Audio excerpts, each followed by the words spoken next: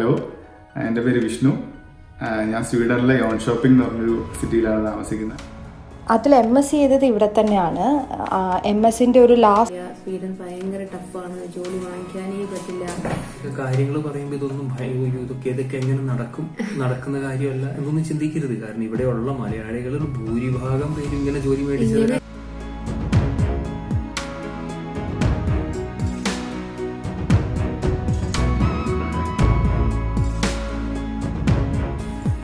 Hello, welcome back to lonely notes. Hi. അപ്പോൾ ഇന്ന് നമ്മൾ കഴിഞ്ഞ തവണ ഇട്ടിരുന്ന വിസ എന്ന് പറഞ്ഞിട്ടിരുന്ന എപ്പിസോഡിന്റെ രണ്ടാം ഭാഗമാണ് ഇന്ന് കാണിക്കുന്നത്. അപ്പോ അത് കുറച്ച് വൈകിപ്പോയെന്ന് അറിയാം. അതിനിടയ്ക്ക് ഞങ്ങൾക്ക് കുറച്ച് സുഖമില്ലാണ്ടൊക്കെ ആയി. ഇച്ചിരി സീരിയസ് ആയിട്ടുള്ള ഒരു വിഷയമാണല്ലോ. അപ്പൊ അതിനെപ്പറ്റി കുറച്ച് നമ്മളൊന്ന് അതെ, നല്ല ജലദോഷമായിപ്പോയി. അതുകൊണ്ടാണൊന്ന് ഇടാൻ താമസിച്ചു പോയതിട്ട് ഒരുപാട് പേര് ദിവസവും വിളിച്ച് മെസ്സേജ് അയച്ചും ചോദിച്ചുകൊണ്ടിരിക്കുകയായിരുന്നു. ക്ഷമിക്കുക, കുറച്ച് ലേറ്റായി പോയതിന്. അപ്പോ കഴിഞ്ഞ എപ്പിസോഡിൽ നമ്മൾ പറഞ്ഞത് സ്റ്റുഡന്റ് വിസയിൽ എങ്ങനെ വരാം, എത്രയാണ് വിസയുടെ ചാർജ്, എങ്ങനെയാണ് വിസ എടുക്കേണ്ടത്, എങ്ങനെയാണ് സ്റ്റുഡന്റ് അതായത് ഇവിടെ ഒരു കോഴ്സിന് നമ്മൾ അപ്ലൈ ചെയ്യേണ്ടത്, ഇതെല്ലാമാണ് നമ്മൾ കഴിഞ്ഞ തവണ പറഞ്ഞത്. ഇത്തവണ നമ്മൾ പറയാൻ പോകുന്നത് ഞങ്ങളുടെയൊക്കെ സ്വന്തം അനുഭവത്തിൽ നിന്നാണ്. എങ്ങനെ ഇവിടെ ഒരു ജോലി നേടാം, എങ്ങനെ ഒരു ജോബിൽ കയറാം, ഈവൻ സ്റ്റുഡന്റ് വിസയിൽ വന്നവർക്ക് പോലും എങ്ങനെ ഇവിടെ ജോലിക്ക് കയറാം, അതല്ല ഡിപ്പെൻഡൻസ് ആയിട്ട് വന്നവർക്ക് എങ്ങനെ ഇവിടെ ജോലിക്ക് കയറാം, എന്തെല്ലാമാണ് സാധ്യതകൾ, ഇതിനെപ്പറ്റി ഞങ്ങളുടെ അനുഭവത്തിൽ നിന്നും നമ്മുടെ ഫ്രണ്ട്സിന്റെ അനുഭവത്തിൽ നിന്നും പറയാവുന്നത് നമ്മൾ. അതെ, അപ്പൊ ഞങ്ങളിവിടെ ഫസ്റ്റ് ഹാൻഡ് എക്സ്പീരിയൻസ് ആണ് നിങ്ങളോടൊന്ന് പറയാൻ പോകുന്നത്. അതുപോലെ വേറെ ചില ഫസ്റ്റ് ഹാൻഡ് എക്സ്പീരിയൻസുകൾ ഞങ്ങള് സെക്കൻഡ് ഹാൻഡ് എക്സ്പീരിയൻസുകളെ ഞങ്ങള് കാണിച്ചു തരാം. അപ്പോ ആദ്യം ഞങ്ങൾക്ക് പറയാനുള്ളത്, ഇപ്പൊ ഒരുപാട് പേര് ഞങ്ങളോട് ഇതിനെപ്പറ്റി ഫസ്റ്റ് എപ്പിസോഡ് വന്നപ്പം അന്വേഷിച്ചു. അപ്പോ മിക്കവർക്കും പുറത്തുനിന്ന് കിട്ടുന്ന അഭിപ്രായം എന്താന്ന് വെച്ചാല് ഇങ്ങോട്ട് വരാനേ പറ്റില്ല, സ്വീഡൻ ഭയങ്കര ടഫാണ്, ജോലി വാങ്ങിക്കാനേ പറ്റില്ല. അപ്പോ എന്താ സംഭവം എന്ന് വെച്ചാല് ഏതൊരു മൈഗ്രേഷനും പോലെ തന്നെയാണ് ഇങ്ങോട്ടുള്ളത്. അതായത് എവിടേക്ക് നിങ്ങൾ മൈഗ്രേറ്റ് ചെയ്താലും ആദ്യത്തെ കുറച്ചു കാലം ഒരു കഷ്ടപ്പാടുണ്ടായിരിക്കും. അതിപ്പോ കാനഡ ആണെങ്കിലും ശരി, ഓസ്ട്രേലിയ ആണെങ്കിലും ശരി, ന്യൂസിലാൻഡ് ആണെങ്കിലും ശരി, എങ്ങോട്ടാണെങ്കിലും സ്റ്റുഡന്റ് വിസയിൽ പോയി കഴിഞ്ഞ് അവിടേക്ക് ചെന്ന ശേഷം ഒരു ജോബിലേക്ക് കയറാനായിട്ട് അതിന്റേതായ പ്രയാസങ്ങള് ഓരോ രാജ്യത്തിലും അത് ഡിപ്പെൻസ് ഓൺ ആ രാജ്യത്തിന്റെ മറ്റു കാര്യങ്ങൾ നമ്മൾ അങ്ങോട്ട് അഡാപ്റ്റ് ആവുന്നത് വരെ ഉള്ള കാര്യങ്ങൾ എന്തായാലും ആ സമയം നമുക്ക് എടുത്തിരിക്കും. പക്ഷെ ഇവിടെയും അതേപോലെ തന്നെയാണ്. നമുക്ക് ഇവിടെ വന്നു കഴിഞ്ഞാൽ നമുക്ക് അതിന്റേതായ സമയം എടുത്തിട്ടേ ജോലി കിട്ടുള്ളൂ. എപ്പോഴും ആദ്യം നമ്മൾ മനസ്സിലാക്കേണ്ടത് നമ്മൾ വരുന്നത് ഒരു ഏലിയൻ എൻവയറമെന്റിൽ നിന്നാണ്. സ്വീഡനിലുള്ള ഒരാൾക്കും നമ്മുടെ കേപ്പബിലിറ്റീസിനെ പറ്റിയോ നമ്മുടെ അറിവിനെ പറ്റിയോ അല്ലെങ്കിൽ എന്താണ് ഞാൻ പഠിച്ചതെന്നോ അതൊന്നും അവർക്ക് വിശ്വസിക്കേണ്ട കാര്യവുമില്ല. They don't even know about us. അപ്പോ അത് നമ്മൾ ഇവരുടെ തലയിലേക്ക് കുത്തിക്കയറ്റുക എന്നുള്ളതാണ് നമ്മുടെ ഏറ്റവും ആദ്യത്തെ ഉദ്യമം. ആ ഒരു ഉദ്യമത്തിൽ വിജയിച്ചു കഴിഞ്ഞാല് നമുക്ക് ജോലി കിട്ടുന്നുള്ള കാര്യം ഉറപ്പാണ്. അതെ, അപ്പൊ നിങ്ങൾ മനസ്സിലാക്കേണ്ട ആദ്യത്തെ കാര്യം എന്താണെന്ന് വെച്ചാല് ഡെപ്യൂട്ടേഷന് വരുന്നവർക്ക് പോലെ സുഖമായിട്ട് സ്റ്റാർട്ടിങ് തൊട്ട് സാലറി ഉള്ള ഒരു ജോബ്, അത് ഡെപ്യൂട്ടേഷൻ മാത്രം എങ്ങോട്ട് പോയാലും അത് ഡെപ്യൂട്ടേഷനുള്ളവർക്കാണ് സാധ്യമാവുള്ളൂ. ബാക്കി മൈഗ്രേറ്റ് ചെയ്യുന്ന എല്ലാവർക്കും ചെന്ന് ഒരു ജോലി കണ്ടുപിടിച്ചേ മതിയാവുള്ളൂ. അല്ലെങ്കിൽ നാട്ടിൽ നിന്ന് ജോലി കിട്ടാൻ പാകത്തിന് ലക്കുള്ളവരായിരിക്കണം. അപ്പോ ഈ ഒരു കാര്യം മനസ്സിൽ എന്തായാലും വെക്കുക. ഏത് രാജ്യത്തേക്ക് പോയാലും മൈഗ്രേറ്റ് ചെയ്യുന്നവർക്ക് അവിടെ ചെന്ന ശേഷം ജോലി കണ്ടുപിടിക്കേണ്ടതായിട്ട് വരും. അപ്പോ നിങ്ങൾക്ക് അറിയാവുന്ന പോലെ ഇപ്പൊ പുറത്തേക്ക് പോകാൻ തയ്യാറായിട്ട് നിൽക്കുന്ന ആളുകളാണെങ്കിൽ, സ്റ്റുഡന്റ് വിസയിൽ പോകാനായിട്ട് താല്പര്യമുള്ളവരോ ആണെങ്കിൽ എന്തായാലും നിങ്ങൾ ഒരുപാട് രാജ്യത്തിന്റെ കാര്യങ്ങൾ എന്തായാലും ചെക്ക് ചെയ്തിട്ടുണ്ടാവും അല്ലെ. അപ്പൊ നിങ്ങൾക്ക് തന്നെ അറിയാലോ, താരതമ്യേന സ്റ്റുഡന്റ് വിസയിലേക്ക് വരാനായിട്ട് എളുപ്പമുള്ള രാജ്യങ്ങളിൽ ഒന്നാണ് സ്വീഡൻ. ഫിനാൻഷ്യൽ കാര്യങ്ങൾ തന്നെയാണ് പ്രധാനം. നിങ്ങൾക്ക് തന്നെ അറിയാൻ പറ്റുണ്ടാവുമല്ലോ മറ്റു രാജ്യങ്ങളിലേക്ക് എങ്ങനെയാണ് നമ്മൾ ഈ പറഞ്ഞ പോലെ ഫിനാൻസ് കാണിക്കേണ്ടത് എങ്ങനെയാണ്, സ്വീഡനിൽ കാണിക്കേണ്ടത് എങ്ങനെയാണെന്നുള്ളത് ഇപ്പൊ ഞങ്ങൾ കഴിഞ്ഞ തവണ പറഞ്ഞല്ലോ. സ്വീഡനിൽ കാണിക്കുന്നതിൽ അതിന്റേതായ എളുപ്പമുണ്ട്. അതുകൊണ്ടാണ് ഇവിടെ പ്രധാനമായിട്ടും സ്റ്റുഡന്റ് വിസയിൽ വരാൻ എളുപ്പമാണെന്ന് പറയുന്നത്. അപ്പൊ നമുക്ക് സ്റ്റുഡന്റ് വിസയിൽ വന്ന് കിട്ടിക്കഴിഞ്ഞാൽ പിന്നെ എങ്ങനെ ജോലി കയറാന്നുള്ളതാണ് നമുക്കിനി അറിയേണ്ടതുള്ളൂ. വരാനായിട്ട് ഇവിടെ എളുപ്പമാണ്. നമുക്ക് മറ്റു കാര്യങ്ങളെ പറ്റി കൂടുതൽ കൺസേൺ ആവേണ്ട ആവശ്യമില്ല. ഫിനാൻഷ്യൽ ഇഷ്യൂ, IELTS ഇതുപോലുള്ള കാര്യങ്ങളൊന്നും കൂടുതൽ കൺസേൺ ആവേണ്ട ആവശ്യമില്ല. അപ്പോൾ സ്വീഡന്റെ കേസിൽ ഇപ്പൊ ഇവിടെ നമ്മൾ കഴിഞ്ഞ തവണ പറഞ്ഞത് സ്റ്റുഡന്റ് വിസയാണ്. അപ്പൊ സ്റ്റുഡന്റ് വിസയിൽ വരുന്നവർക്ക് ഏറ്റവും എളുപ്പത്തിൽ ജോലി കിട്ടാൻ സാധ്യത എങ്ങനെയാണെന്ന് വെച്ച് കഴിഞ്ഞാല് നാട്ടില് നമ്മൾ ഇതർ ബാച്ചിലേഴ്സ് ചെയ്യുക, അത് കഴിഞ്ഞിട്ട് ഇപ്പൊ മാസ്റ്റേഴ്സ്, ഇവിടെ മാസ്റ്റേഴ്സ് ചെയ്യണമെങ്കിൽ എന്തായാലും നമ്മൾ നാട്ടിൽ മാസ്റ്റേഴ്സ് ചെയ്യേണ്ടി വരും. ഇതിന്റെ കൂടെ ഒരു 1-2 വർഷത്തെ ഒരു എക്സ്പീരിയൻസും കൂടി നമുക്ക് ഉണ്ടാവുകയാണെങ്കിൽ ഇവിടെ വന്നു കഴിഞ്ഞാൽ മാസ്റ്റേഴ്സ് ചെയ്താൽ ജോലി കിട്ടാനുള്ള സാധ്യതകൾ വളരെ കൂടുതലാണ്. കാരണം നിങ്ങൾ ഓൾറെഡി എക്സ്പീരിയൻസ്ഡ് ആയിട്ടുള്ള ഒരാളാണ്. മാത്രമല്ല നിങ്ങൾ സ്വീഡനിൽ പഠിച്ചവരുമാണ്. സ്വീഡനിൽ ജോലി കിട്ടാൻ ഏറ്റവും എളുപ്പം സ്റ്റുഡൻസിന് നമ്മൾ ഒരു യൂണിവേഴ്സിറ്റിയിൽ നമ്മൾ എൻറോൾ ചെയ്ത് കഴിഞ്ഞാല് സെക്കൻഡ് ഇയർ നമ്മൾ മറ്റേ ഇന്റേൺഷിപ്പിന് ഓരോ കമ്പനിയിൽ ഇന്റേൺഷിപ്പ് പോവാ.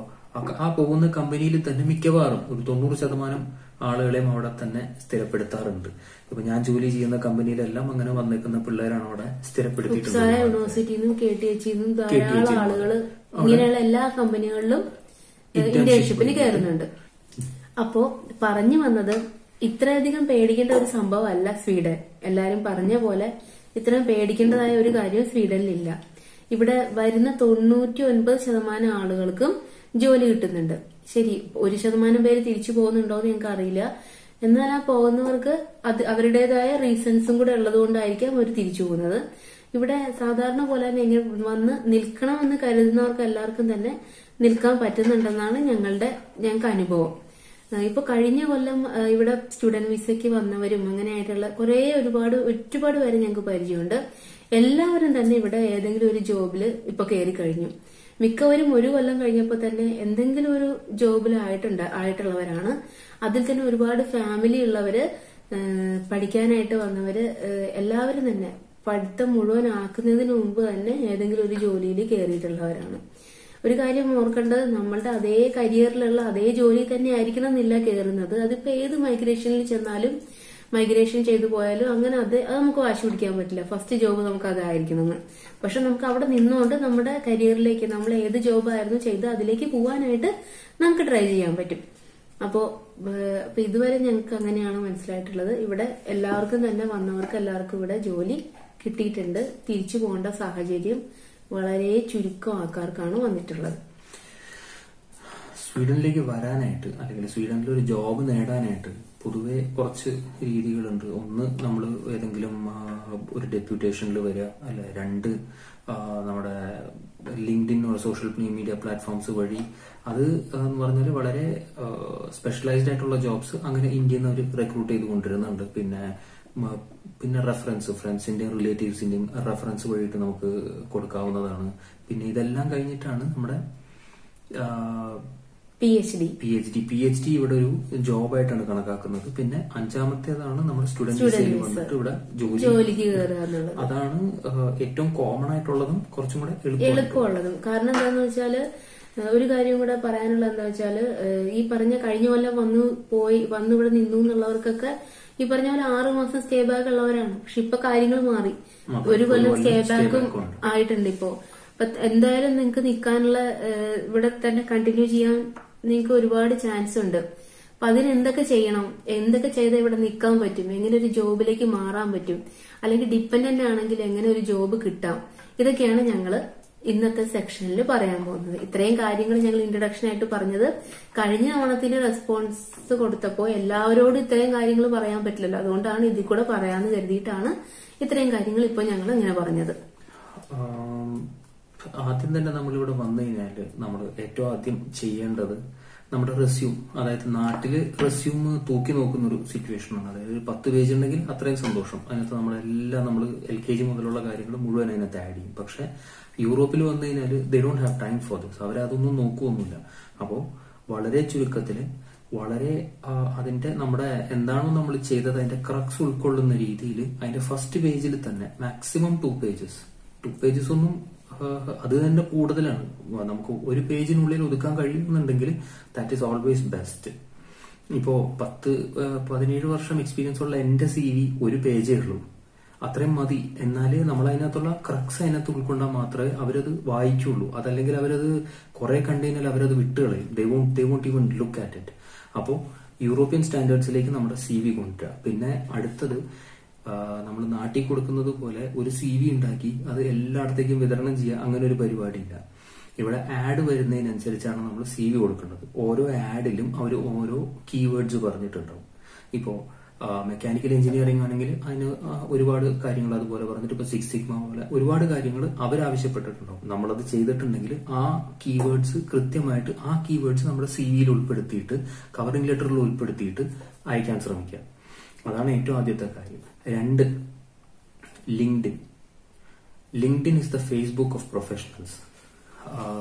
സ്വീഡനിൽ ലിങ്ക്ഡിൻ വളരെ ഇമ്പോർട്ടന്റ് ആണ്. പല കമ്പനികളും CV ചോദിക്കുന്നതിന് പകരം അവർ പറയുന്നത് either you send us the CV or you give us the LinkedIn profile link. ഇത്രയാണ് അവർ ആവശ്യപ്പെടുന്നത്. അപ്പോൾ നമ്മൾ LinkedIn പ്രൊഫൈൽ ലിങ്ക് കൊടുത്തു കഴിഞ്ഞാലും അവരതിൽ കയറി നോക്കിയിട്ട് they can assess us. അതായത് നിങ്ങൾക്ക് ലിങ്ക്ഡിൻ പ്രൊഫൈലിൽ നിങ്ങൾക്ക് ചെയ്യാവുന്ന കാര്യം, നിങ്ങൾ ഏത് കരിയർ ആണല്ലോ ഏത് പ്രൊഫഷനിലാണ് നിൽക്കുന്നത് ആ പ്രൊഫഷനിലെ ഇപ്പൊ എക്സാമ്പിൾ പറയുകയാണെങ്കിൽ നിങ്ങൾ IT അനലിസ്റ്റ്, ഡാറ്റ അനലിസ്റ്റ് ആയിട്ടാണ് നിങ്ങൾ ജോലി നോക്കുന്നതെങ്കിൽ നിങ്ങൾക്ക് ഡാറ്റ അനലിസ്റ്റ് ആയിട്ട് ജോലി പരസ്യങ്ങൾ ഉണ്ടാവുമല്ലോ, ആ പരസ്യങ്ങളിലൊക്കെ നിങ്ങൾ പോയി നോക്കാം. അവിടെ ചോദിച്ചിരിക്കുന്ന കാര്യങ്ങൾ ഉണ്ടാവുമല്ലോ, ആ കീവേഡ്സ് മൊത്തം അവിടെ നിന്ന് എടുത്തിട്ട് വന്ന് നിങ്ങളുടെ പ്രൊഫൈലിൽ ഇൻക്ലൂഡ് ചെയ്യാൻ നോക്കുക. എല്ലാം എന്ന് വെച്ചാൽ അതിൽ നിങ്ങൾക്ക് എന്തൊക്കെ പറയാൻ പറ്റും ആ കീവേഡ്സ് അതേപടി യൂസ് ചെയ്ത് നിങ്ങളുടെ പ്രൊഫൈല് നിങ്ങൾ മാറ്റാൻ ശ്രമിക്കുക. അപ്പോൾ ഓരോ പരസ്യത്തിലും പോയി അഡ്വർടൈസ്മെന്റുകളിൽ നിങ്ങളോട് ചേർന്ന് നിൽക്കുന്ന പരസ്യങ്ങളിൽ പോവുക, അവിടെ നിന്ന് കീവേഡ്സുകൾ എടുക്കുക, അങ്ങനെ നിങ്ങളുടെ പ്രൊഫൈല് നിങ്ങൾ ചേഞ്ച് ചെയ്യുക. അപ്പൊ നിങ്ങളെ വിളിക്കാനുള്ള ചാൻസ് കൂടുകയാണ്. അഡ്വർടൈസ്മെന്റിൽ ആ പറഞ്ഞിരിക്കുന്ന കീവേഡ്സ് ഉള്ള ആപ്ലിക്കേഷനുകളാണ് പ്രോസസ്സിൽ പോവുക. അപ്പൊ നിങ്ങൾ അയക്കുമ്പോൾ ഉറപ്പായിട്ട് ആ കീവേഡ്സ് അവിടെ വേണം. കൂടാതെ നിങ്ങളുടെ ലിങ്ക്ഡിൻ പ്രൊഫൈലും നിങ്ങൾക്ക് ബെറ്റർ ആക്കിക്കൊണ്ടിരിക്കാൻ പറ്റും. നിങ്ങൾ ഒരു പർട്ടിക്കുലർ കരിയർ ചൂസ് ചെയ്യാൻ ഉദ്ദേശിക്കുന്നുണ്ടെങ്കിൽ ആ കരിയറിന്റെ സ്ഥിരമായിട്ടുള്ള പരസ്യങ്ങളിൽ പോയി അവിടെ അവർ യൂസ് ചെയ്യുന്ന കീവേഡ്സും മറ്റു കാര്യങ്ങളും നിങ്ങളുടെയിലേക്ക് ഇൻക്ലൂഡ് ചെയ്താൽ നിങ്ങളെ വിളിക്കാനുള്ള ചാൻസ് കൂടുതലായിട്ട് വരികയാണ്. പിന്നെ സ്വീഡനിൽ ഇതൊക്കെ എന്റെ ഫസ്റ്റ് ഹാൻഡ് എക്സ്പീരിയൻസ് ആണ് കേട്ടോ പറയുന്നത്. അതായത് സ്വീഡനിൽ ഒരു ആഡ് വരുമ്പോൾ അതിനകത്ത് ദേ വിൽ ഗിവ് ദി അവരുടെ ഫോൺ നമ്പർ കൊടുത്തിട്ടുണ്ടാവും, ഇമെയിൽ അഡ്രസ് കൊടുത്തിട്ടുണ്ടാവും, കൺസേൺഡ് പേഴ്സന്റെ ഫോൺ നമ്പറും ഇമെയിൽ അഡ്രസ് എല്ലാം കൊടുത്തിട്ടുണ്ടാവും. അവരെ വിളിക്കാൻ ശ്രമിക്കുക, അല്ലെങ്കിൽ ഒരു ഇമെയിൽ അയക്കാൻ ശ്രമിക്കുക, സംസാരിക്കാൻ ശ്രമിക്കുക. ഇത് വേറൊന്നിനും വേണ്ടിയല്ല, ഇതേപോലുള്ള HR പേഴ്സണൽസിന് ഒരു ദിവസം തന്നെ ചിലപ്പോൾ 100 കണക്കിന് CVs വരുന്നുണ്ടാവും. അതിൽ നിന്ന് നിങ്ങളുടെ CV എങ്ങനെ അവർ കാണും, എങ്ങനെ അവർ അസസ് ചെയ്യും, എത്ര വലിയ പേരുള്ള ആൾക്കാരുടെ അല്ലെങ്കിൽ എത്ര തന്നെ നിങ്ങൾ നന്നായിട്ട് ചെയ്ത CV ആണെങ്കിലും പലപ്പോഴും ഇത് കാണാതെ പോകും. അപ്പൊ അങ്ങനെയുള്ളപ്പോ അവരുടെ കണ്ണിൽ പെടണമെങ്കിൽ വിസിബിൾ ആയിരിക്കണം നമ്മുടെ അവർക്ക്. And they are not going to like നിങ്ങൾ ഉണ്ടെന്ന് തന്നെ അറിയാതെ they are not going to go and search in LinkedIn. അപ്പൊ അങ്ങനെയുള്ള ആൾക്കാരെ നമ്മൾ വിളിച്ച് അവരോട് സംസാരിക്കാൻ ശ്രമിക്കുക. പറ്റുകയാണെങ്കിൽ ഒരു മീറ്റിംഗ് സംഘടിപ്പിക്കാൻ ശ്രമിക്കുക. We can just go and meet them. അവിടെ അതിനൊന്നും വലിയ പ്രശ്നമുള്ള ഒരു രാജ്യമൊന്നുമല്ല സ്വീഡൻ. വളരെ എളുപ്പത്തിൽ ചെയ്യാവുന്ന ഒരു കാര്യമാണ്. Just go and meet them. പ്രധാനപ്പെട്ട കാര്യമാണ് ഇപ്പൊ പറഞ്ഞത്, കോൺടാക്ട്സ് ഉണ്ടാക്കുക. ഇനിയിപ്പോ അവര് നമ്മളെ വിളിച്ചില്ലെങ്കിലും നമ്മൾ അവരെ വിളിക്കുക. എല്ലാ തവണയും നമ്മൾ അവരുടെ അഡ്വർടൈസ്മെന്റ് ചെയ്യുമ്പോൾ പതിയെ അവർക്ക് നമ്മളിലൊരു പരിചയം ഉണ്ടായിക്കൊണ്ടുവരിക. കാരണം ഇവിടുത്തെ ഏറ്റവും വലിയൊരു സംഭവമാണ് ട്രസ്റ്റ് എന്ന് പറയുന്നത്. അവർക്ക് അറിയാവുന്ന ആളുകളെ ജോലിക്ക് എടുക്കാനും മാക്സിമം ശ്രമിക്കുക. ഏതെങ്കിലും തരത്തിലൊരു പരിചയമുള്ളവർ. അതാണ് റെഫറൻസ് എന്ന് പറഞ്ഞതിന്റെ. അതിൽ റെഫറൻസ് മാത്രമല്ല അവർ നോക്കുക. ഇപ്പോ നമ്മൾ ഒരുപാട് തവണ ഒരു സ്ഥലത്തേക്ക് വിളിച്ച് അവിടുത്തെ HR-നെ പരിചയിക്കാൻ ചിലപ്പോൾ ഒരു തവണ നമ്മളെ അവരെ വിളിക്കാനുള്ള ചാൻസ് ഉണ്ട്. കാരണം സംസാരിച്ച് നമ്മൾ അവരുമായിട്ട് ഫ്രണ്ടായി. ഏറ്റവും ഫോർമോസ്റ്റ് ആയിട്ടുള്ളത് they are not searching for the best candidate in the market. അതാണ് ആദ്യം മനസ്സിലാക്കേണ്ടത്. അവര് അന്വേഷിക്കുന്നത് ഏറ്റവും ബെസ്റ്റ് കാൻഡിഡേറ്റിനല്ല, അവര് ഏറ്റവും യോജിച്ച കാൻഡിഡേറ്റിനാണ് അവര് നോക്കുന്നത്. അപ്പോ നമ്മൾ ഏറ്റവും യോജിച്ചതാണെന്ന് നമ്മൾ പ്രൂവ് ചെയ്യണം അവരോട് in whatever ways we can. പിന്നെ ലിങ്ക്ഡിൻ കോൺടാക്ട്സ്. ലിങ്ക്ഡിൻ ശരിക്കും നമ്മുടെ ഫേസ്ബുക്ക് പോലെ തന്നെയാണ്. ആക്റ്റീവ് ആക്കി വെച്ചോണ്ടിരിക്കുക.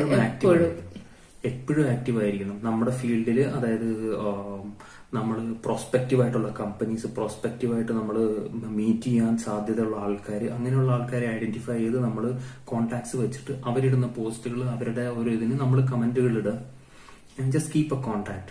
അതായത് എപ്പോഴും വിസിബിൾ ആയിരിക്കുക, അവരുടെ കണ്ണിൽ വിസിബിൾ ആയിരിക്കുക. അപ്പൊ അവർ നോക്കുമ്പോൾ okay this guy, I know this guy, I seen this guy എന്നൊരു തോന്നൽ അവരുടെ മനസ്സിലുണ്ടാക്കുക. അതെ, നമ്മുടെ ഒരു റെസ്യൂം കിട്ടുമ്പോൾ അവർക്ക് ഇയാൾ എനിക്ക് അറിയാലോ എന്ന് തോന്നിപ്പിക്കലാണ് നമ്മുടെ വിജയം. ഇതത്ര ഭയങ്കര ഡിഫിക്കൽട്ട് ആയിട്ടുള്ള പരിപാടിയൊന്നും അല്ല കേട്ടോ. ഇവിടെ പരീക്ഷിച്ച് വിജയിച്ചേക്കുന്ന കാര്യങ്ങളാണ് ഇതെല്ലാം പലരും. അതുകൊണ്ട് ധൈര്യമായിട്ട് കോണ്ടാക്ട്സ് ഉണ്ടാക്കിക്കോളുക. ഒരു പ്രശ്നമില്ല. കോണ്ടാക്ട്സ് ധൈര്യമായിട്ട് ഉണ്ടാക്കുക, ധൈര്യമായിട്ട് അങ്ങോട്ട് ചോദിക്കുക. എനിക്കൊരു റെഫറൻസ് തരുമോ കമ്പനിയിൽ, അല്ലെങ്കിൽ എനിക്കൊരു ഇന്റർവ്യൂ തരുമോ കമ്പനിയിൽ എന്ന് ധൈര്യമായിട്ട് ഇവിടെ നമുക്ക് ചോദിക്കാം. അപ്പൊ നമ്മള് ഓരോ പഠിച്ചു കഴിഞ്ഞിട്ടുള്ളവരുടെ ഇത് പറഞ്ഞു, പിന്നെ ബേസിക് ആയിട്ടുള്ള ജോബ് സെർച്ചിന്റെ ഇത് പറഞ്ഞു. ഇനി നെക്സ്റ്റ് നമ്മൾ ഡിപ്പെൻഡൻസിന്റെ കാര്യം പറയുകയാണെങ്കിൽ, ഡിപ്പെൻഡൻസിന് ഏറ്റവും എളുപ്പത്തിൽ ചെയ്യാവുന്നത് ആദ്യം തന്നെ ഇവിടെ SFE കോഴ്സിന് ചേരുക. SFE കോഴ്സിന് ചേർന്ന് കഴിഞ്ഞാൽ കുറച്ച് സ്വീഡിഷ് പഠിച്ചിരുന്ന ജോലി കിട്ടാനുള്ള ചാൻസസ് കുറച്ചും കൂടെ കൂടുതലാണ്. കാരണം പക്ഷെ എന്റെ അഭിപ്രായത്തിൽ ഡിപ്പെൻഡൻസിന് മാത്രമല്ല, ഇവിടെ ഈ സ്റ്റുഡന്റ് വിസയിൽ വരുന്ന കുട്ടികൾ ഇവിടെ ഒരുപാട് പേര് ചെയ്യുന്നത് എന്താ വെച്ചാൽ 2 കൊല്ലം ടൈം ഉണ്ടല്ലോ അവർക്ക്. അവർ വരുമ്പോ തന്നെ വളരെ നന്നായിട്ട് ജോലി വേണമെന്ന് വിചാരിക്കുന്നുണ്ടെങ്കിൽ വരുമ്പോ തന്നെ സ്വീഡിഷ് പഠിക്കാൻ ചേരുക, നന്നായിട്ട് പഠിക്കുക 2 കൊല്ലം. എന്റെ അഭിപ്രായത്തിൽ മാക്സിമം ചെറിയ കുട്ടികൾ, നിങ്ങൾ സ്റ്റുഡൻസ് ആയിട്ട് ഫാമിലി ആയിട്ടല്ല വരുന്നതെങ്കിൽ കോഴ്സ് കംപ്ലീറ്റ് ചെയ്യാൻ ശ്രമിക്കുക. ഇന്റേൺഷിപ്പിന് കയറുക, നന്നായി പഠിക്കുക, ഇന്റേൺഷിപ്പിന് കയറുക.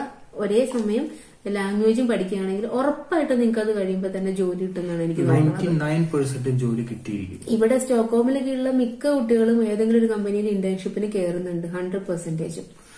ഇപ്പോ അതല്ല, നിങ്ങൾ പറഞ്ഞ പോലെ പാർട്ട് ടൈം ജമ്പിന് പോവുക, സ്വീഡിഷ് പഠിക്കാതിരിക്കുക ഒക്കെ ചെയ്തിട്ട് നിങ്ങൾക്ക് ഈ പറഞ്ഞ പോലെ വേണ്ട വിധം പഠിത്തം മുമ്പോട്ട് പോകാതിരിക്കുക ചെയ്തിട്ട് വലിയൊരു കമ്പനി ഇന്റേൺഷിപ്പ് കിട്ടണം അല്ലെങ്കിൽ വേറെ എന്തെങ്കിലും ജോലി കിട്ടണമെന്ന് വെച്ചാൽ നടക്കില്ല. പിന്നെ ഇവിടുത്തെ ജോബ് സൈറ്റുകളിൽ ഒരു പ്രൊഫൈൽ ക്രിയേറ്റ് ചെയ്യുക. ഇവിടുത്തെ പ്രധാനപ്പെട്ട ജോബ് സൈറ്റുകൾ എന്ന് പറഞ്ഞപ്പോൾ monster.sc ഉണ്ട്, glassdoor.sc ഉണ്ട്, അതേപോലെ LinkedIn job search. LinkedIn job search ആണ് ഏറ്റവും കോമൺ ആയിട്ട് യൂസ് ചെയ്യപ്പെടുന്നത്. പിന്നെ എല്ലാ ജോബും ഇവിടുത്തെ ഗവൺമെന്റ് എംപ്ലോയ്മെന്റ് സൈറ്റ് ഉണ്ട്. അതിനൊരു റൂളും ഉണ്ട്. അതായത് നമ്മൾ വിസയ്ക്ക് അപ്ലൈ ചെയ്യാനായിട്ട് ഉദ്ദേശിക്കുന്ന ഒരു ജോബ് ആണെങ്കിൽ it should be advertised in ഈ ഒരു സൈറ്റിൽ അഡ്വർടൈസ് ചെയ്തിരിക്കുന്ന ഒരു റൂളുണ്ട്. അപ്പൊ ആ സൈറ്റിന്റെ പേരാണ് പ്ലാറ്റ്സ്ബാങ്കൻ അല്ലെങ്കിൽ arbetsformedlingen.sc എന്ന് പറഞ്ഞിട്ടൊരു സൈറ്റ് ഉണ്ട്.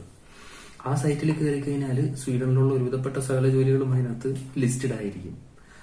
ഈ 3 സൈറ്റുകളിൽ രജിസ്റ്റർ ആയിരിക്കും. Indeed.sc ഉണ്ട്. അങ്ങനെ ഒരുപാട് .sc വരുന്ന എല്ലാ ജോബ് സൈറ്റിലും കയറി രജിസ്റ്റർ ചെയ്തിട്ടിരിക്കും. ഒരുപാട് ഏറ്റവും പ്രധാനം ലിങ്ക്ഡിൻ ആണ്. ലിങ്ക്ഡിനും ഈ പറഞ്ഞ ആൽബർട്ട് ഫോർമാറ്റ് ലിങ്ക്ഡിനും. ലിങ്ക്ഡിൻ എന്ന് പറഞ്ഞാൽ സകല പ്ലാറ്റ്ഫോമിൽ നിന്നുള്ളത് നമുക്കൊരു ക്രോഡീകരിച്ച് നമുക്ക് കിട്ടും. ഈ ഇൻഡീഡും ഗ്ലാസ് ഡോറൊക്കെ പോകുമ്പോൾ വേറെ വേറെ സെപ്പറേറ്റ് ആയിരിക്കും നമുക്ക് കാണാൻ കഴിയുന്നുണ്ടാവുക. നെക്സ്റ്റ് എന്തൊക്കെ ജോലിയാണ് ഇവിടെ ഡിമാൻഡ് ഉള്ളത് എന്നല്ലേ? അതെ, അത് എല്ലാരും ചോദിച്ചു, ഒരുപാട് പേര് ചോദിച്ചൊരു ക്വസ്റ്റ്യൻ ആണ്.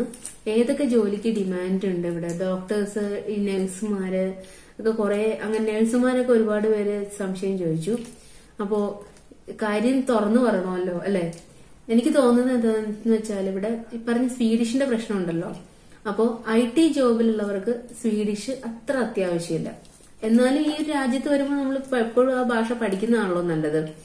മെക്കാനിക്കൽ പോലുള്ള ജോലികൾക്ക് സ്വീഡിഷ് വേണം. പക്ഷെ എന്റെ അവിനാശ് സ്വീഡിഷ് പഠിച്ചിട്ടില്ല. പുള്ളി സ്വീഡിഷ് ഇല്ലാതെ തന്നെയാണ് ജോബിന് കയറിയത് ഇവിടെ. ഇനി ഈ പറഞ്ഞ പോലെ നഴ്സ് അല്ലെങ്കിൽ ഡെന്റിസ്റ്റ് അല്ലെങ്കിൽ ഡോക്ടർ ഒക്കെ ജോബിന് എനിക്ക് തോന്നുന്നു ഇവിടെ അത്ര നല്ലതല്ലാന്ന്. കാരണം എന്താന്ന് വെച്ചാല് ഇവിടെ നല്ലതാണോ എന്ന് ചോദിച്ചാല് നിന്ന് കഴിഞ്ഞാൽ നിൽക്കാൻ പറ്റുമെങ്കിൽ നല്ലതാണ്. കാരണം കുറച്ച് ആളുകളെ ഉള്ളൂ ഇവിടെ, ഡിമാൻഡിങ് ഉള്ളതാണ്. അതെ, പക്ഷെ ഇവിടെ സർവൈവ് ചെയ്യാനായിട്ട് നിങ്ങൾക്ക് ബുദ്ധിമുട്ടായിരിക്കും. കാരണം ഇവരീ പറഞ്ഞ പോലെ വന്ന ശേഷം ഗ്രന്ഥ് എന്നാ പറയാ കോഴ്സിന് എല്ലാ മെഡിക്കൽ എഡ്യൂക്കേഷൻ കൊടുക്കുന്നതെല്ലാം സ്വീഡിഷിലാണ്. അപ്പോ ആ ടെക്നിക്കൽ ടേംസ് നമ്മൾ പഠിച്ചിരിക്കണം. നമ്മൾ വെറുതെ പഠിച്ചാൽ പോരാ, അവിടെ നാട്ടിൽ നിന്ന് പഠിച്ചിട്ട് വരാൻ അതൊന്നും പറ്റില്ല. ഇവിടെ വന്ന ശേഷം ഗ്രന്ഥ് വരെ പഠിക്കണം. ആ മെഡിക്കൽ ടേംസിന്റെ കോഴ്സ് ഏകദേശം 1 കൊല്ലത്തെ കോഴ്സാണ്. ആ കോഴ്സ് പഠിക്കണം. ഇങ്ങനെയല്ല ചെയ്യുന്നതെങ്കിൽ മാസ്റ്റർ സ്വീഡിഷ് പഠിക്കണം. അതിനുശേഷം ഈ മെഡിക്കൽ ടേംസിന്റെ 1 കൊല്ലത്തെ കോഴ്സ് പഠിക്കണം. ഗ്രന്ഥ് വരെയുള്ളത് പാസ്സാവണം. ഗ്രന്ഥ് എന്ന് പറഞ്ഞാൽ ഇവിടെ SFE 3 ലെവലാണുള്ളത്. അത് കഴിഞ്ഞ് ഡിപ്ലോമ പോലെയാണ് ഈ ഗ്രന്ഥ് എന്ന് പറയുന്നത്. അതും ഇതുപോലെ തന്നെ കുറെ ലെവലുകളാണ്. അത് മുഴുവൻ പാസ്സാവണം. ഇതിനൊക്കെ കൂടെ എങ്ങനെയായാലും 2 കൊല്ലത്തോളം സമയം എടുക്കും. അത് കഴിഞ്ഞ ശേഷം ഏതെങ്കിലും റൂറൽ ഏരിയയിൽ നമ്മൾ 1 കൊല്ലത്തിനടുത്ത് വർക്ക് ചെയ്താൽ മാത്രമാണ് നമുക്ക് ലൈസൻസ് കിട്ടുള്ളൂ. അപ്പൊ ഏകദേശം ഒരു 2-2.5 കൊല്ലം എങ്ങനെ പഠിച്ചാലും നമ്മൾ പഠിക്കണ അനുസരിച്ച് നമുക്ക് പെട്ടെന്ന് എക്സാം എഴുതാട്ടോ. അത് വേറെ കാര്യം. നമ്മൾ നന്നായിട്ട് പെട്ടെന്ന് പഠിക്കുകയും പെട്ടെന്ന് എക്സാംസ് എഴുതി പോവാം. എന്നാൽ എങ്ങനെ ശ്രമിച്ചാലും 2 കൊല്ലം എങ്ങനെയായാലും ഇത്രയും കാര്യങ്ങൾക്ക് എടുക്കും. 2-2.5 കൊല്ലം ഇതിനെടുത്ത ശേഷം മാത്രമാണ് നമുക്ക് പ്രാക്ടീസിങ് തുടങ്ങാൻ പറ്റുള്ളൂ. ഇപ്പൊ ഡെന്റിസ്റ്റ് ആയിട്ടോ അങ്ങനെയൊക്കെ. നഴ്സിനും ഇതേ പ്രശ്നം തന്നെയുണ്ട് ഇപ്പൊ. അതെ, എന്നാലും കൊറോണയൊക്കെ കാരണം ഇപ്പൊ ഒരുപാട് പേര് എടുക്കുന്നുണ്ടെന്ന് തോന്നി. ഇവിടെ ഓൾറെഡി സ്വീഡിഷ് അറിയാവുന്ന ഈ ഹോം കെയർ ആൾക്കാരൊക്കെ നഴ്സുമാരുണ്ടെങ്കിൽ അവരെടുക്കുന്നുണ്ടെന്ന് തോന്നുന്നു. പക്ഷെ എന്നാൽ കൂടെയും പുറത്തുനിന്ന് വന്നവർക്ക് സ്വീഡിഷ് പഠിക്കാതെ ഒരു നിവൃത്തി ഉണ്ടാവില്ല. അതാ ഞാൻ പറഞ്ഞ, ബാക്കി എല്ലാ പ്രൊഫഷനും കോർപ്പറേറ്റ് കമ്പനികളാണെങ്കിൽ നിങ്ങൾക്ക് ഇംഗ്ലീഷിൽ നിൽക്കാം. പക്ഷെ ഇതിന് മാത്രം നിങ്ങൾക്ക് സ്വീഡിഷ് ഇല്ലാതെ ഒട്ടും പറ്റില്ല. പിന്നെ ചെയ്യാവുന്ന കാര്യമുണ്ട്. ഇവിടെ വന്നു കഴിഞ്ഞാൽ ഇവിടെ ഒരുപാട് കമ്പനികൾ, ഇപ്പൊ സ്കാനിയൊക്കെ അവരുടെ ഒഫീഷ്യൽ ലാംഗ്വേജ് സ്വീഡിഷ് ആണ്. പക്ഷെ വോൾവോയിന്റെ ചില യൂണിറ്റ്സ് അവരുടേത് ഇംഗ്ലീഷ് ആണെന്ന് പറയുന്നുണ്ട്. അപ്പൊ ഇംഗ്ലീഷ് കോർപ്പറേറ്റ് ലാംഗ്വേജ് ആയിട്ടുള്ള ഓർഗനൈസേഷൻസിൽ നമുക്ക് അപ്ലൈ ചെയ്യാം. അതുപോലെ തന്നെ ഇത് ലോജിസ്റ്റിക്സിന്റെ ഒരു സ്ഥലമാണ് അല്ലെ. ഈ പറഞ്ഞ പോലെ കുട്ടികൾക്ക്, ഈ പറഞ്ഞ ആളുകൾക്ക് വരുമ്പോൾ നിങ്ങളുടെ കരിയർ അതല്ലെങ്കിൽ പോലും ആദ്യത്തെ ജോബായിട്ട് നിങ്ങൾക്ക് ഒരുപാട് അത് സെലക്ട് ചെയ്യാൻ പറ്റും. മിക്ക സ്ഥലത്ത് ഇംഗ്ലീഷ് യൂസ് ചെയ്യുന്നുമുണ്ട്. അതെ, ലോജിസ്റ്റിക്സിൽ കയറാം. ലോജിസ്റ്റിക്സിൽ ടെമ്പററി ആയിട്ടുള്ള ജോലി ചെയ്യാം. മാന്യമായിട്ടുള്ള ശമ്പളം കിട്ടും, ജീവിക്കാനുള്ള ശമ്പളം കിട്ടും. അവിടെ നിന്നുകൊണ്ട് നിങ്ങൾക്ക് പതിയെ നിങ്ങളുടെ ജോലിയിലേക്ക് മാറാം, പഠിക്കുകയും ചെയ്യാം. പിന്നെ നമ്മുടെ ഫീൽഡിലേക്ക് മാറാം. അങ്ങനെ മാറിയവരെ ഒരുപാട് പേരെ അറിയാം. അപ്പോ നമുക്ക് ഇതുപോലെ ഇവിടെ വന്ന് പഠിച്ചിട്ട് പഠിത്തം പോലും കംപ്ലീറ്റ് ആകാതെ ഇവിടെ ജോലിക്ക് കയറിയ ഒരാളുടെ ഒരു അനുഭവം കണ്ടു നോക്കാം. ഹലോ, എന്റെ പേര് വിഷ്ണു. ഞാൻ സ്വീഡനിലെ യോൺ ഷോപ്പിംഗ് എന്ന് പറഞ്ഞൊരു സിറ്റിയിലാണ് താമസിക്കുന്നത്. ചേച്ചി രാവിലെ വിളിച്ചിട്ടുണ്ടായിരുന്നു, ഒരു വീഡിയോ ചെയ്യാൻ പറ്റുമോ ചേച്ചിയുടെ വ്യൂവേഴ്സിന് വേണ്ടിയിട്ട് എന്ന് ചോദിച്ചിട്ട്. എങ്ങനെയാണ് ഇവിടുത്തെ പ്രോസസ്സ്, ഇവിടുത്തെ ബുദ്ധിമുട്ടുകൾ എങ്ങനെയൊക്കെയാണ് സക്സീഡ് ചെയ്യാൻ പറ്റുക എന്നൊക്കെ ചോദിച്ചിട്ട്. അപ്പം ഞാൻ വന്നത് എൻ്റെ മാസ്റ്റർ കോഴ്സ് ചെയ്യാൻ വേണ്ടിയിട്ടാണ്. എൻ്റെ ട്രേഡ് പ്രൊഡക്ഷനാണ്. സോ ആദ്യം ഞാൻ കുറച്ച് പാർട്ട് ടൈം ഒക്കെ ചെയ്തിട്ടുണ്ടായിരുന്നു. അതിനുശേഷമാണ് എൻ്റെ ട്രേഡ് കിട്ടിയത്. ഞാനിപ്പോൾ വർക്ക് പെർമിറ്റിലാണ് നിൽക്കുന്നത്. അപ്പം എനിക്ക് എൻ്റെ എക്സ്പീരിയൻസ് വെച്ച് പറയാനുള്ളത്, ഇവിടെ വന്നു കഴിഞ്ഞാൽ അത്യാവശ്യം ബുദ്ധിമുട്ടുകളൊക്കെ ഉണ്ടാവും. സ്വീഡിഷ് ഭാഷ പഠിച്ചെടുത്തു കഴിഞ്ഞാൽ മെക്കാനിക്കൽ, ഇലക്ട്രിക്കൽ അങ്ങനെയുള്ള ടെക്നിക്കൽ ആയിട്ടുള്ള ജോബ്സ് ഒക്കെ കിട്ടാൻ ചാൻസ് ഉണ്ട്. പക്ഷെ IT ഫീൽഡ്, ഡിസൈനിങ് ഒക്കെ കിട്ടാൻ കുറച്ചും കൂടെ എളുപ്പമാണ്. പിന്നെ ഭാഷ പഠിച്ചെടുക്കാൻ കുറച്ചും കൂടെ എളുപ്പമാണ് ജർമ്മനെ വെച്ചൊക്കെ നമ്മൾ കമ്പയർ ചെയ്യുന്ന സമയത്ത്. അതിന് വേണ്ടിയിട്ട് ഇവിടെ ഫ്രീ കോഴ്സസ് അവൈലബിൾ ആണ്. സോ വന്നു കഴിഞ്ഞാൽ ഉടനെ തന്നെ നമ്മൾ കോഴ്സസിന് ജോയിൻ ചെയ്യാം. അത് സ്വീഡിഷ് ആൾക്കാരോട് സംസാരിക്കുക, അങ്ങനെയൊക്കെ ആണെങ്കിൽ പെട്ടെന്ന് നമുക്ക് ഫ്ലുവൻ്റ് ആവാൻ ചാൻസ് ഉണ്ട്. ഗ്രാമറ്റിക്കലി കുറേ മിസ്റ്റേക്സ് ഒക്കെ ആദ്യമൊക്കെ ഉണ്ടാവും, പിന്നെ അത് കഴിയുമ്പോൾ ശരിയാവും. അപ്പം എനിക്ക് പറയാനുള്ളത്, ഇവിടെ വന്നു കഴിഞ്ഞാൽ നന്നായിട്ട് വർക്ക് ചെയ്യുകയാണെങ്കിൽ, നന്നായിട്ട് കോണ്ടാക്ട്സ് ഒക്കെ നമ്മൾ ഉണ്ടാക്കുകയാണെങ്കിൽ എന്തായാലും ജോലി കിട്ടാനുള്ള ചാൻസസ് ഉണ്ട്. സോ വരാൻ താല്പര്യമുള്ളവർ എത്രയും പെട്ടെന്ന് തന്നെ അപ്ലൈ ചെയ്യൂ, വരൂ. ബൈ. അതിൽ MSc ചെയ്തത് ഇവിടെ തന്നെയാണ്. MSൻ്റെ ഒരു ലാസ്റ്റ് 6 months ആ പീരീഡിൽ അപ്ലൈ ചെയ്ത് തുടങ്ങി ജോബ്സിന്. അങ്ങനെ ഒരു 4-5 monthsോളം അപ്ലൈ ചെയ്തുകൊണ്ടിരുന്നു. ഡെയിലി ഒരു 3-4 ആപ്ലിക്കേഷൻസ് വെച്ച് അയക്കുമായിരുന്നു. അപ്പോൾ സ്വീഡിഷും അറിയില്ലായിരുന്നു. അപ്പോൾ അങ്ങനത്തെ ജോബ്സ് വേണമായിരുന്നു അയക്കാൻ വേണ്ടിയിട്ട്. അപ്പോൾ ഇവർക്ക് ഫസ്റ്റ് ഒരു വീക്ക് ഒരു സ്വീഡിഷ് ഇൻട്രൊഡക്ഷൻ ക്ലാസ് ഉണ്ടായിരുന്നെങ്കിലും അത് അത്രയും സമയം ഉണ്ടായിരുന്നുള്ളൂ. പിന്നീട് സ്വീഡിഷ് കോഴ്സായിട്ടൊന്നും ഉണ്ടായിരുന്നില്ല. അപ്പം അങ്ങനെ ഒരു 4-5 months അയച്ചുകൊണ്ടേയിരുന്നു. അതിൽ ഇത്രയും അയച്ചെങ്കിലും നമുക്ക് വളരെ കുറച്ചാണ് ഇൻ്റർവ്യൂസ് കിട്ടിക്കൊണ്ടിരുന്നത്. അതിൽ അവസാനം ഒരെണ്ണം ശരിയായി. അങ്ങനെ MS കഴിയാറാവുമ്പോഴത്തേക്കും ഒരു ജോലിയിൽ കയറി. പിന്നെ ഫസ്റ്റ് ജോബ് കിട്ടാനാണ് ഇവിടെ പാട്. നമ്മൾ ജോലി കയറി കഴിഞ്ഞിട്ട് ലിങ്ക്ഡിൻ പ്രൊഫൈലൊക്കെ അപ്ഡേറ്റ് ചെയ്ത് കഴിയുമ്പോൾ പിന്നെ കുറേ റിക്രൂട്ടേഴ്സും കുറേ കമ്പനീസും ഇങ്ങോട്ട് തന്നെ നമ്മളെ കോൺടാക്ട് ചെയ്യാൻ തുടങ്ങും. ആ ഫസ്റ്റ് ഒരു ജോബ് കിട്ടാനുള്ള പ്രയാസമേ ഉള്ളൂ. അപ്പൊ ഇതുപോലെ ഒരുപാട് ആളുകൾ ഇവിടെ ജോലിക്ക് കയറിയിട്ടുണ്ട്. അതുകൊണ്ട് അത്ര നെഗറ്റീവ് ആണെന്ന് എനിക്ക് തോന്നുന്നില്ല സ്വീഡൻ. എനിക്ക് തോന്നുന്നു UK-ക്കാളും ഒക്കെ അപേക്ഷിച്ച് നിലനിൽക്കാനായിട്ട് അല്ലെ, സർവൈവ് ചെയ്യാൻ കൂടുതൽ നമുക്കിപ്പോ ഫെസിലിറ്റീസ് ഉള്ളത് സ്വീഡനിലാണെന്ന് തോന്നുന്നു. ശരിയാണ്, ഈ പറഞ്ഞ പോലെ കാനഡയിലെ PR എടുത്ത് പോകുന്ന പോലെ ആയിരിക്കില്ല. കാരണം വിസയുടെ പ്രശ്നം വരും, നമുക്ക് ജോലി കിട്ടണം, വിസ കിട്ടണം. പക്ഷെ എന്നിരുന്നാലും എല്ലാ സ്ഥലത്തും ജോബ് കിട്ടാനുള്ള പ്രയാസമൊക്കെ ഒരുപോലെ തന്നെയാണ്. അപ്പോ ഇവിടെ എന്തായാലും അതായത് ഞങ്ങളുടെ ഫസ്റ്റ് ഹാൻഡ് എക്സ്പീരിയൻസ് ആണ് ഞങ്ങൾ പറഞ്ഞത്. ജോലി കിട്ടും, ഞങ്ങൾക്ക് കിട്ടിയിട്ടുണ്ട്. പക്ഷെ ഇത് വെറുതെ അല്ല, ഈ പറഞ്ഞ പോലെ നമ്മൾ വന്ന് 2 കൊല്ലം ഈ പഠിക്കുന്ന കുട്ടികളുടെ കാര്യമായിട്ടോ പറയുന്നത്. അവര് തീർച്ചയായിട്ടും അതിനൊപ്പം വന്ന് സ്വീഡിഷ് പഠിക്കുകയും നന്നായി പഠിച്ച് ഇന്റേൺഷിപ്പ് കയറാൻ ശ്രമിക്കുകയും ചെയ്താൽ അവർക്ക് തീർച്ചയായിട്ടും ജോലി കിട്ടും.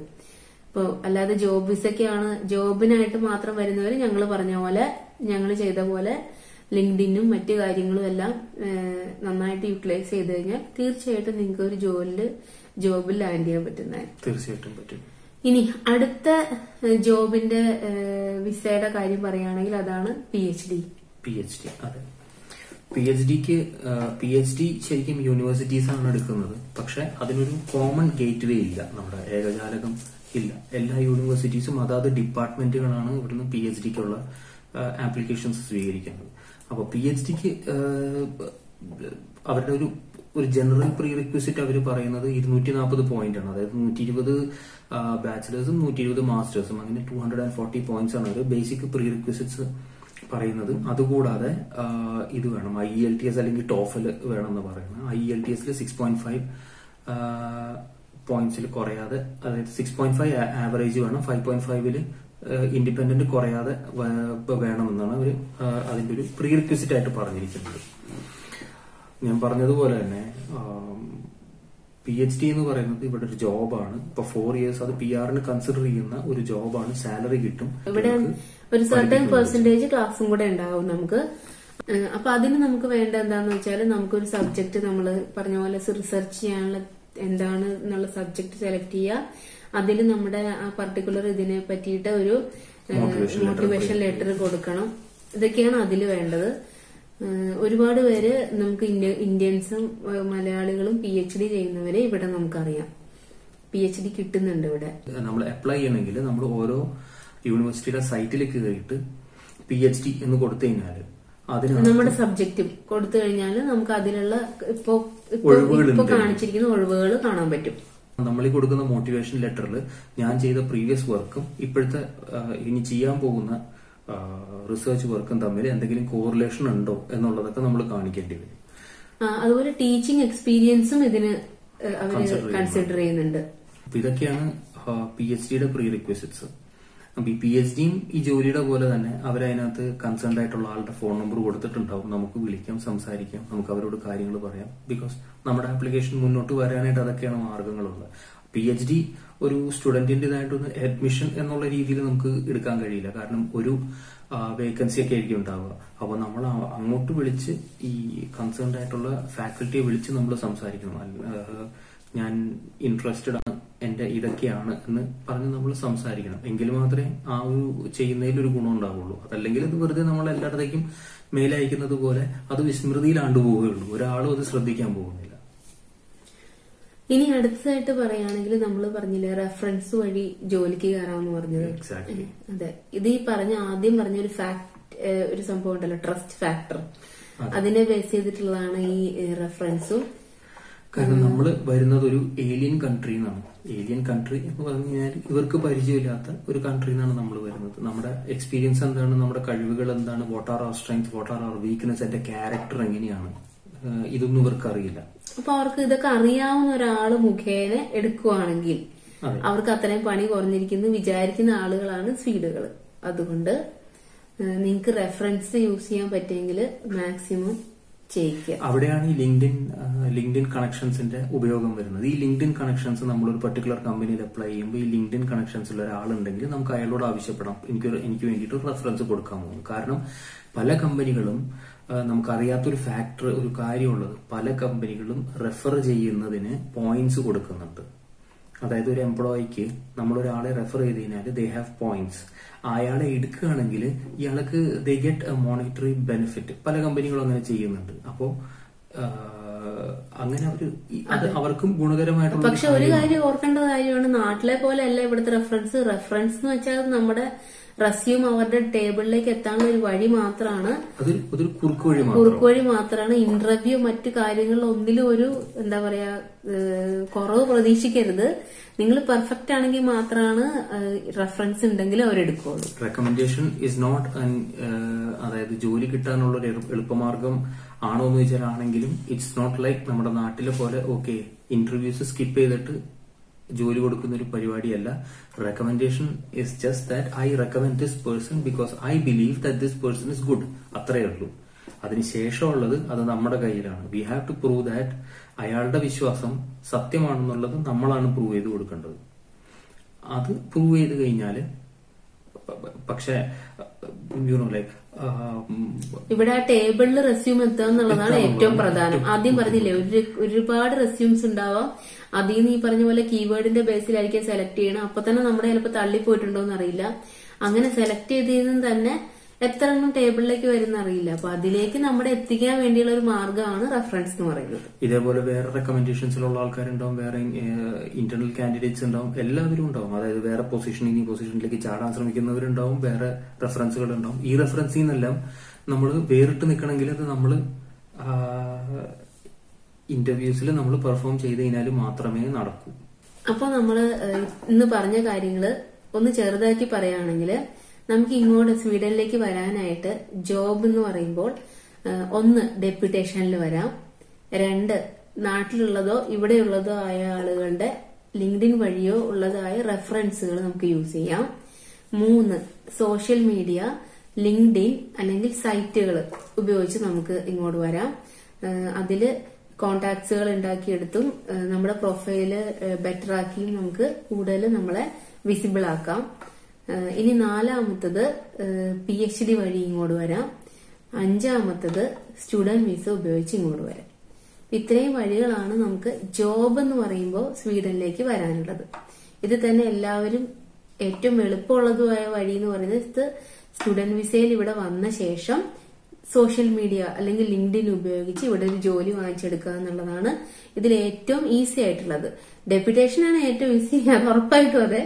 പക്ഷെ അത് ഇല്ലാത്തവരുടെ കാര്യമാണ് ഞാൻ പറയുന്നത്. അങ്ങനെയുള്ളവർക്ക് ഏറ്റവും ഈസി ഇതാണ്, ഇങ്ങനെ വരുന്നതായിരിക്കും ഈസി. അപ്പോ ഇത്രയൊക്കെ കാര്യങ്ങൾ പറയുമ്പോൾ ഇതൊന്നും ഇതൊക്കെ എങ്ങനെ നടക്കുന്ന കാര്യമല്ല എന്നൊന്നും ചിന്തിക്കരുത്. കാരണം ഇവിടെയുള്ള മലയാളികളിൽ ഭൂരിഭാഗം പേരും ഇങ്ങനെ ജോലി വാങ്ങിച്ചവരാണ്. എന്നെയും നിങ്ങളെയും പോലുള്ള മലയാളികൾ തന്നെയാണ് ഇവിടെ ജോലി മേടിച്ചത്. സ്പെഷ്യലായിട്ട് ഒരു കഴിവ് അവർക്ക് എല്ലാവരും വന്ന ഉടനെ തന്നെ ഏറ്റവും വലിയ ജോബിലേക്ക് കയറല്ല ചെയ്തത്. എല്ലാവരും വന്ന ശേഷം ഒരു സാധാരണ ജോബ് എടുത്ത ശേഷം വീണ്ടും അതിൽ നിന്ന് ഈ പറഞ്ഞ മെത്തേഡുകളെല്ലാം യൂസ് ചെയ്തിട്ടാണ് നല്ല അവരുടെ കറക്റ്റ് ആയിട്ടുള്ള ഒരു കരിയറിലേക്ക് ചെന്ന് കയറുന്നത്. എല്ലാവരും അങ്ങനെ തന്നെയാണ്. അപ്പൊ ഞങ്ങളിപ്പോ ഞങ്ങളുടെ ഫസ്റ്റ് ഹാൻഡ് എക്സ്പീരിയൻസ് നിങ്ങളുടെ മുമ്പിൽ പറഞ്ഞു കഴിഞ്ഞു. കഷ്ടപ്പാടുണ്ടാവും, അതിപ്പോ എവിടെ പോയാലും നമുക്ക് കഷ്ടപ്പാടുണ്ടാവും, നമുക്ക് ഡിപ്രസ്ഡ് ആവും, കുറച്ച് ദുരിതം ഉണ്ടാവും.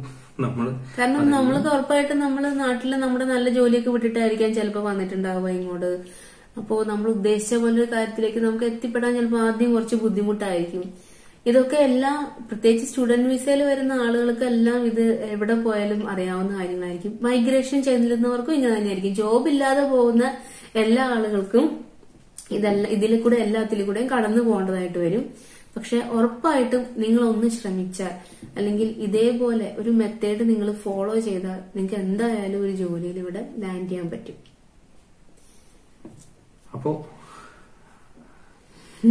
അപ്പൊ ഞങ്ങള് ഇതിന്റെ ഒരു അടുത്ത പാർട്ടും കൂടെ ചെയ്യുന്നുണ്ട്. സമയം പറയുന്നില്ല, ഉടനെ വരാം. അതിൽ നമുക്ക് എങ്ങനെ ജോബിന് കയറി കഴിഞ്ഞാൽ എങ്ങനെയാണ് ഇവിടുത്തെ സ്റ്റുഡൻസിന്റെ എന്താ പറയാ എക്സ്പെൻസ് എന്തൊക്കെയാണ്, ചുരുങ്ങിയ ബഡ്ജറ്റിൽ നമുക്ക് എങ്ങനെ ജീവിക്കാം, ഇങ്ങനെയുള്ള കാര്യങ്ങളെല്ലാം നമുക്ക് ആ എപ്പിസോഡിൽ നോക്കാം. Okay, all the best and thank you for watching.